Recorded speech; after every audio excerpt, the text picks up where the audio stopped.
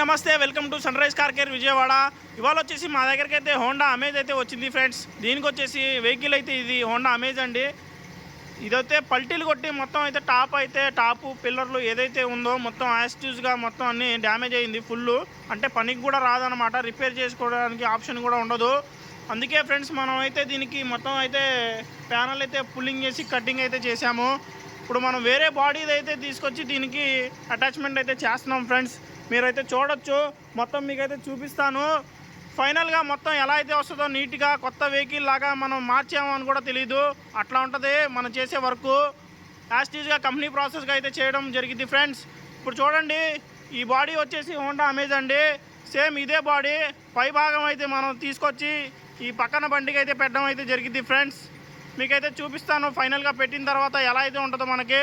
ఇప్పుడు ఈ బాడీ వచ్చేసి ఈ బాడీకి అయితే జాయిన్ చేయడం కుదిరిద్ది ఫ్రెండ్స్. మొత్తం అయ్యాక మీకైతే పెడతాను. మా వీడియో అయితే మీకు నచ్చినట్లయితే లైక్ చేయండి, సబ్స్క్రైబ్ చేయండి, షేర్ చేయండి. ఉంటాను. జై హింద్ ఫ్రెండ్స్.